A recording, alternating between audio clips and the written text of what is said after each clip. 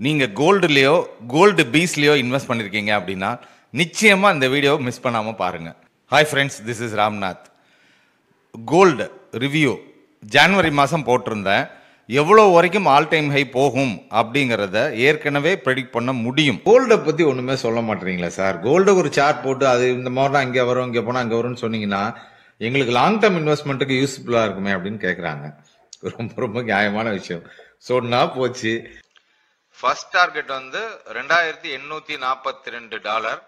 அதுக்கு அடுத்து $3170 வரைக்கும் போறதுக்கான வாய்ப்பு இருக்கிறது. ஓகே, இப்போ கரெக்டா எக்ஸாக்டா அதே பிரைஸ் தான் ஆல் டைம் ஹை பாத்தீங்களா? அதே பிரைஸ் தான் வந்திருக்கு. ஜஸ்ட் 3 பாயிண்ட் தான், $3 தான் வித்தியாசம். இவ்வளவு வரைக்கும் போகும் அப்படிங்கிறத 3 மாசம் முன்னாடியே ப்ரெடிக்ட் பண்ண முடியுது அப்படிங்கறதையும் நீங்க பாத்துட்டீங்க. நம்மளுடைய டார்கெட் இங்க வாங்குறோம், நம்மளுக்கு இவ்வளவு ப்ராஃபிட் கிடைக்க சான்ஸ் இருக்கு அப்படிங்கறத முன்னாடியே டிட்டர்மைன் பண்ணி அதுக்கு நம்ம ரெடியா இருக்க முடியும், பிரைஸ் அனாலிசிஸ் ஒழுங்கா தெரிஞ்சால்.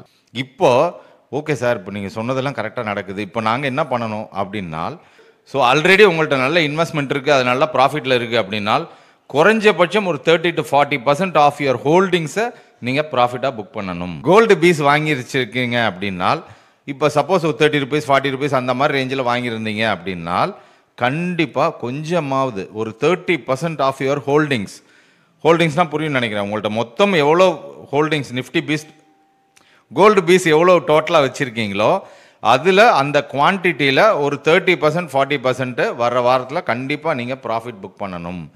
அதாவது உங்கள்கிட்ட இருக்கிறத கம்மியில் வாங்கினதை கண்டிப்பாக கொஞ்சம் மேலே ஒரு 30 to 40% நீங்கள் நிச்சயமாக விற்று உங்கள் ப்ராஃபிட்டை புக் பண்ணணும்.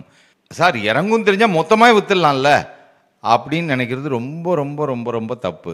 ஏன்னா ப்ரைஸ் அனாலிசிஸ் மட்டுமே எல்லாத்தையும் நிர்ணயிக்கிறது கிடையாது. டிமாண்ட் அண்ட் சப்ளை அப்படிங்கிற ஒரு விஷயமும் இருக்குது. அதனால் நாளைக்கு இப்போ நீங்கள் ஒரு 30% 40% ப்ராஃபிட் புக் பண்ணிட்டீங்க, பாக்கி குவான்டிட்டி உங்கள் கையில் தான் இருக்குது. சப்போஸ் நாளைக்கு மார்க்கெட் இன்னமும் இங்கே நிறைய மேலே போகுது, அடுத்த டார்கெட் போகுது அப்படின்னா அப்பையும் நான் சொல்ல தான் சொல்லுவேன், அப்போ இந்த 30-40% ப்ராஃபிட்டை இன்னும் அதிக லாபத்துக்கு புக் பண்ணிக்கலாம். இல்லை சார் கரெக்டாக நீங்கள் சொன்ன மாதிரி கிட்ட இறங்கிடுச்சு, நல்லாவே கொஞ்சம் இறங்கி வந்துருச்சு அப்படின்னால் ஏற்கனவே இப்போ நல்ல ப்ராஃபிட்டில் விற்றீங்க இல்லையா, இதே குவான்டிட்டியை மறுபடியும் கீழே விலை கம்மியாக வாங்கிக்கலாம். அதனால தான் எப்பயுமே ஒரே டைமாக தடால்னு வாங்குறதோ ஒரே டைமாக தடால்னு மொத்தத்தையும் விற்கிறதோ பண்ணக்கூடாது அப்படிங்கிறது தான் நான் சொல்ல வர சஜஷன். உங்களுக்கு எல்லாம் கிளியராக புரிஞ்சிருக்கும்னு நினைக்கிறேன். ஸோ கோல்டு வந்து ஒரு ரெசிஸ்டன்ஸுக்கு வந்திருக்கு.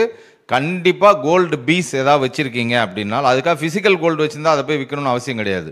ஏன்னா ஃபிசிக்கல் கோல்டு விற்றீங்கன்னா கண்டிப்பாக லாஸ் ஆகும். அதனால தான் எப்பயுமே ஃபிசிக்கல் கோல்டாக வாங்காமல் நீங்கள் இன்வெஸ்ட்மெண்ட்டுக்குன்னு கோல்டு வாங்கினீங்கன்னால் கோல்டு காயினாக வாங்குங்க அப்படின்னு சொல்லியிருக்கேன். கரெக்டாக? இப்போ உங்கள்கிட்ட 10 காயின் இருக்குது அப்படின்னால் டெஃபினட்டாக ஒரு 3 காயினை கூட விற்றுட்டு அதை கேஷாக கையில் வச்சுக்கோங்க.